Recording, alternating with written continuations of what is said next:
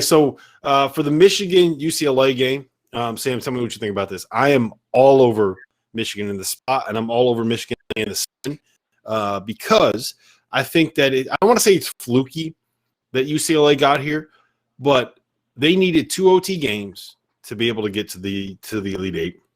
And to beat Alabama, they needed the Tide to shoot 11 for 25 from the free throw line.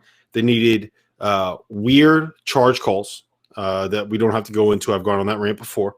And they needed some unbelievable and probably unsustainable shot making from guys like Jules Bernard, Johnny Juzang, and Jaime Jaquez. So I'm all over Michigan in this spot. Like I think that tomorrow my favorite bet is absolutely going to be Michigan laying the 7. Yeah, I think it's an interesting bet because part of me wants to think that this is going to be kind of an ugly game in a lot of ways. Like I think that Mick Cronin has a real shot to just ugly this thing up, play super slow, like just kind of go full Cincinnati in this, right? Yeah. I also think Juwan Howard's just really good. Like I think that's kind of the big thing. Juwan Howard is an unbelievable basketball coach, and the people who trash that hire do not talk to enough NBA people because he's really good. Do people actually trash it? Yeah, don't you remember? A lot of people trash the hire. Yeah, I didn't realize that. Yeah, like it was. Those people are uninformed and wrong. Those people are uninformed and wrong. Well, people did it on the basis of similar to what I feel bad like Goodman's not here, and I'm like bringing up his article. Similar to what Goodman brought up in his Mike Woodson story that he wrote. First and foremost, never feel bad about bashing Goodman on the show. It's the only thing that we do. So Goodman wrote about the success rate of former NBA players and like former NBA assistants coming down to college and coaching. And a lot of those coaches that he brought up either did not have head coaching experience or were not good head coaches in the NBA. Yes. Or were not guys that like had the immense amount of respect that Juwan Howard had kind of engendered over the course of his career with the Miami Heat as a coach, right?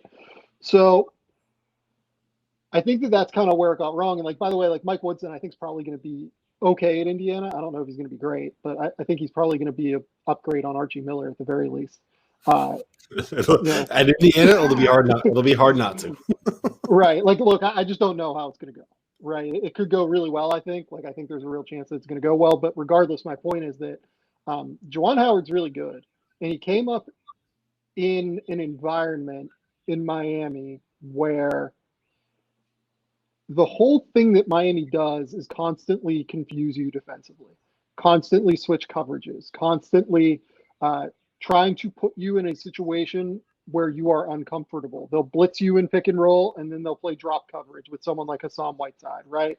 They will go out and bust out a 2-3 zone. They will just switch everything with someone like Bam Adebayo. Like they can just do so many different things that I think Juwan took a lot of that to heart during his time at Miami or in Miami and has brought that to Michigan. They run a decent amount of 2-3 zone, like with Franz on the backside, just making things miserable for everyone. They will run man-to-man. They will play a lot of different screen coverages. Like they can just do a lot of different things. And I think that that's where Michigan has the advantage here. I think that their roster is just really well balanced in a way that's going to allow them to just cause all sorts of issues offensively for UCLA. I'm very impressed with the adjustments that he's been able to make and some of the ways that he schemes things, right?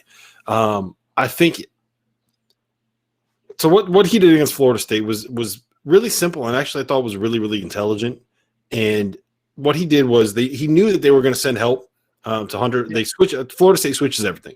He knew they were going to send help. So his pressure release for the guys for Mike Smith, who we knew was going to have someone that was 6'7" and long on him, was to flash whoever was going to double and provide the help over the top for Hunter Dickinson to the high post, and then basically play 2-on-2. Look to get that high-low pass in there. Look to get that dump down, or allow someone like a Brandon Johns or a Franz Wagner to go and attack somebody who wasn't really guarding them. And I thought that was really, really sharp, really, really smart. And it's not something that I was expecting. And so to your point, yes, he's great at like mixing things up defensively, but he's also like just a really, really good coach at finding ways to put together a game plan that's going to work for a team that, like, let's be frank, doesn't have a lot of guys that can take over a game themselves, right? Like Franz Wagner is their star. Well, I don't even know if star is the right word, but he's the guy that's going to end up being he's going to end up being a top 20 pick, but he's not the guy that you expect to go out and get you 20 on every night, right?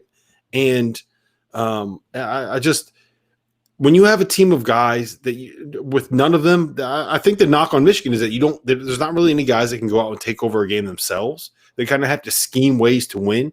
When you have a coach that can consistently find ways to scheme you into a win, that's really, really impressive to me.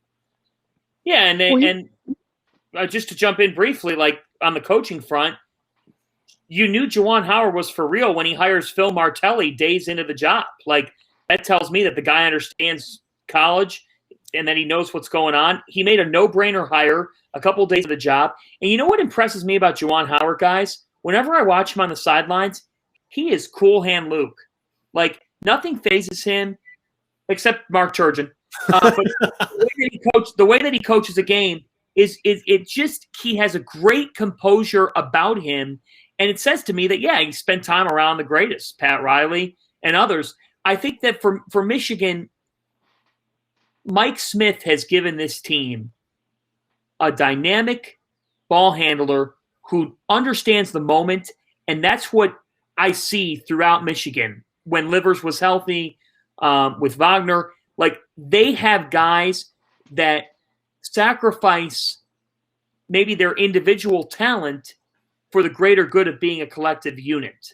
Mm-hmm. And that's what I sense with Michigan. And if you look at the best programs in the country, that's what they do. It's what Gonzaga's done. It's what Jay Wright has built at Villanova. And it's what I see with this Michigan team. I don't think it's that necessarily there's not a kid that could take over a game. I think that stylistically this fits for them and for a great team in the sport to have success.